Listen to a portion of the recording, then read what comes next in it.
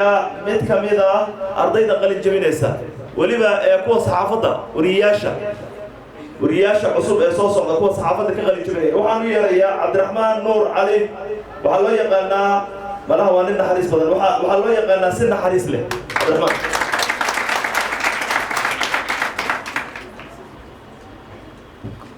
السلام عليكم ورحمة الله وبركاته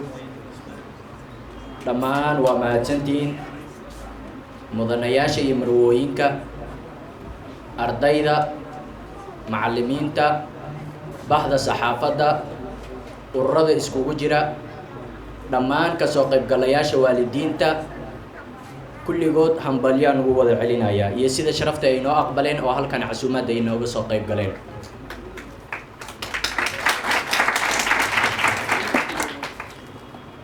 marka xigta mudanayaal iyo marwooyin waxaan halkaani mahadcelin ballaaran taasoo i gaarsiisay ardayda iminkana qalin jabinaysa gaarsiisay u baahan in si wanaagsan loo xuso magacyadooda abaalkoodana aanan ku soo koobi karin inaan magacyadooda kaliya xusno kuwa oo ah macallimiinta waxayna soo baray uu ugu horeeyo macallin Cabdullaahi macallin Maxamed kuna magac dheer Cabdullaahi Ifka waxaa kaloo ku xiga maamada tani iyadoo xanuunsan xataa inoo timid xushmada iyo sida sharafta weyn ay inoo soo casuuntay maama Caaisha Maxamed Nuur waxaan maamo u iri macallin kaliya maysan inoo ahayn maamana waynoo aheedo waynoo naxariisan jirtay waxaa kaloo ka xiga maamulaha iskuulka mudan ammaan ballaaran Cabdiraxmaan Xuseen Furre kuna magac dheer Cabdiraxmaan British iyo macallin Aadan Maxamed Salaad Aadan Kismaayo iyo macallin Muxudiin Axmed Roble macallin Cabdiraxmaan Shariif Taysiir macallin Cabduqaadir Axmed Cumar macallin Cabdinaasir Abubakar macallin Bashiir Maxamed Cali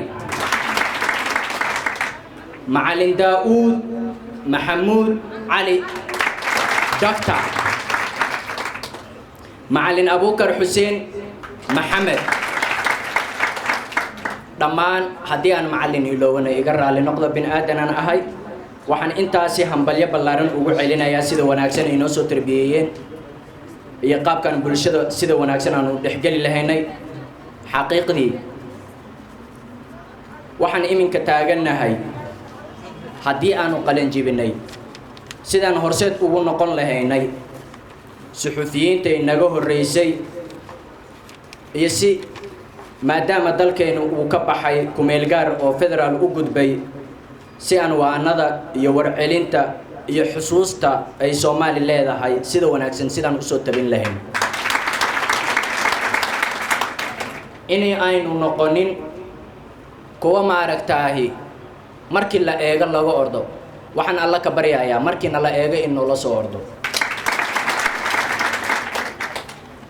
kuwa manaxaanka u dhagan yahay ee markayna arkaan birta noogu soo ordayana inuu Ilaahay inaga qabto ay yiraahdaan kuwan dilkoodii taran bay ka qaadayaan maba sii dhamaanayaan taranka sidaan ugu qaadayna maalin walba dad ay u qalin jabinayaan inaan annagana Ilaahay waxaan ugu baryaynaa ayagana annaga nagu soo biiraan ay kaga baxaan birta xumay ay naga la soo ordayaan xaqiiqii aqoonta waxaan u aaminsanahay Ingiriiska iyo Swahili iyo Carabigan uu dhaho the beautiful thing about learning is that nobody can take it away from you jambo ni zuri jua ya kuvunza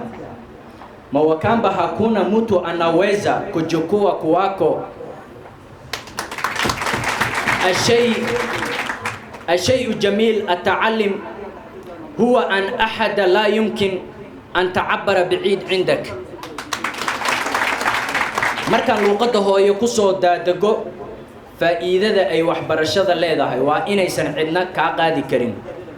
waxa aad baratay yaanan khudbada ku soo dheeraan xaqiiqdii waxaan iminka yara xusayaa maadaama aan ahay suxufiyiinta Soomaaliyeed ee da'da yara iminka soo kacday wax qabadkayga inaanan ku joojinin markaad shahaadada qaadato guriga ma fariisataa maya waxaan isiri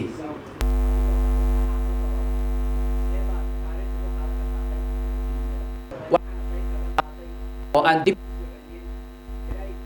ee lagu magacaabi jiray xidugta October kaasoo aan ka dhigo website iminkana aan ku shaqeeyo mahadaas ballaarani dhammaan waa idinkaga mahadcelinayaa waxaan halkaan salaan mudan dhammaan inta magacayga iyo muuqayga taqaana haddii ay ahaan lahayd bahda saxaafadda dhammaan ruux kaliya ma xusi kara magaciisa dadku way badan yihiin siday u badan yihiinna allah inoogu dhaafo waxaan iminka idinku soo gabagabeynayaa anigoo magacaygu ku magac dheer yahay si naxariis leh inay saxaafaddu inoo noqoto mid fudud oo magacaygu ku salaysan si naxariis la noo noqoto ardayda kale ee aan maantay inta mutaysan inay nala fadhiistaan qalinjabiyaashana ka mid ahaa kuwaasoo dibadaha iyo dalkaba u kala noqday ayagana waxaan u hambalyeynayaa inaan halkan si kaliya laab ah ayagana midooda kale ay noogu soo mahadcelin doonaan waxaana iminka leeyahay shakeetu ku soo dhawaa microfonka waadna mahadsantihiin